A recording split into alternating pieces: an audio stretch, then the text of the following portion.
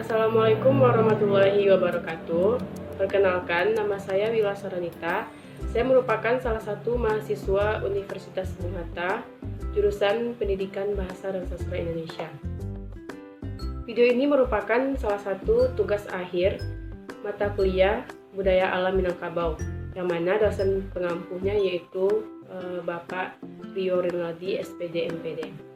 Sebelumnya saya ingin mengucapkan terima kasih kepada Bapak Rio yang telah memberikan tugas ini kepada saya, yang mana tugasnya yaitu menganalisis salah satu karya sastra yang memuat unsur sumbang duo baleh.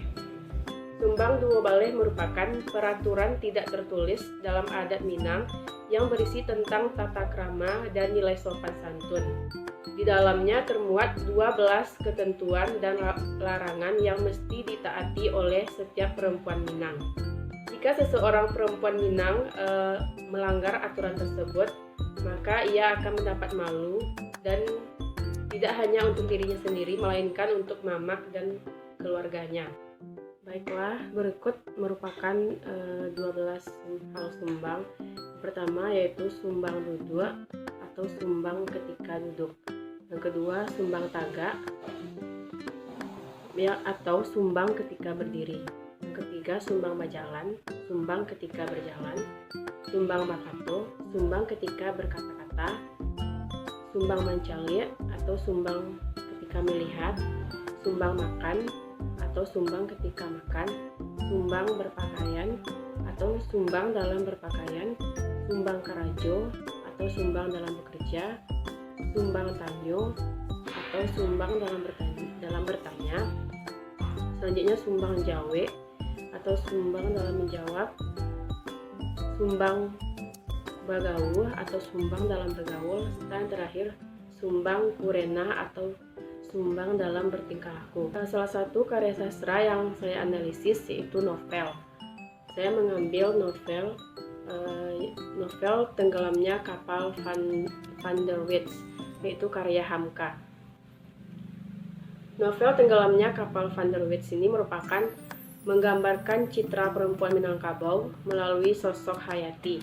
Hayati merupakan tokoh perempuan yang dibesarkan dengan tradisi matrilineal yang mengharuskan perempuan memiliki sifat-sifat yang sesuai dengan adat dan tidak melanggar sumbang duo baleh.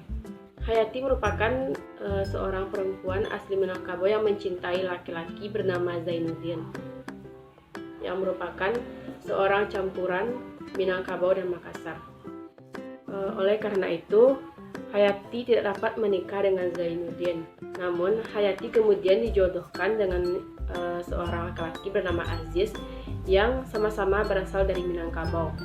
Namun, kehidupan rumah tangga antara Aziz dan Hayati tidaklah berjalan dengan baik karena Hayati mempunyai sifat yang sangat teguh memegang adat matrilineal. Sedangkan Aziz adalah laki-laki modern yang senang berkumpul dengan teman-temannya.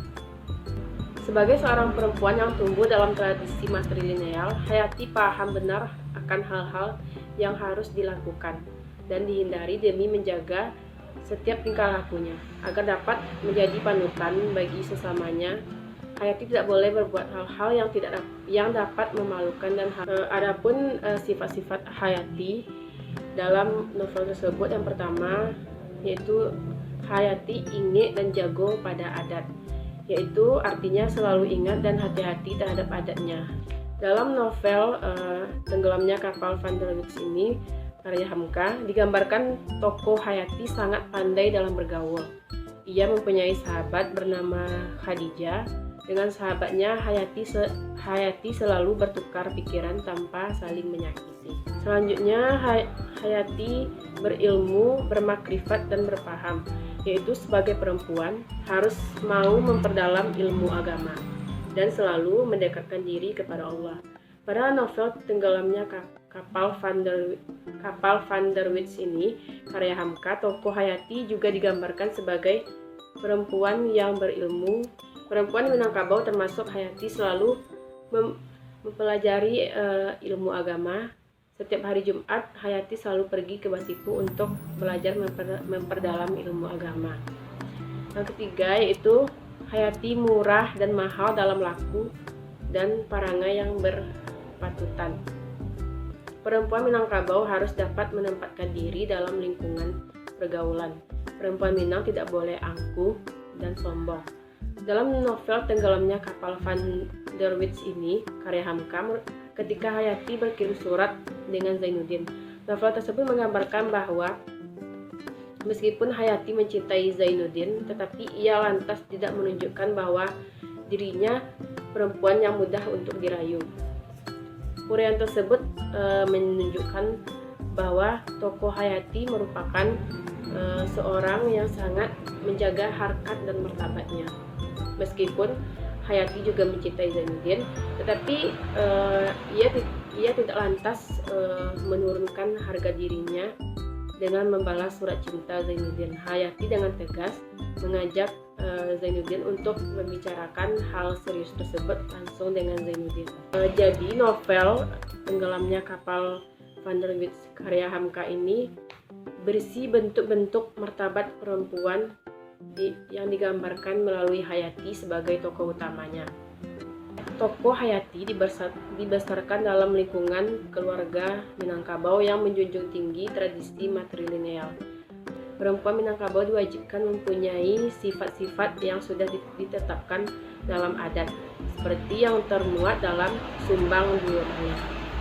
Hal itu bertujuan agar perempuan Minangkabau dapat menjadi Bundok Kandung atau perempuan yang memiliki sifat-sifat keibuan sekaligus sifat-sifat kepemimpinan yang cerdas, bijaksana, dan berhati mulia.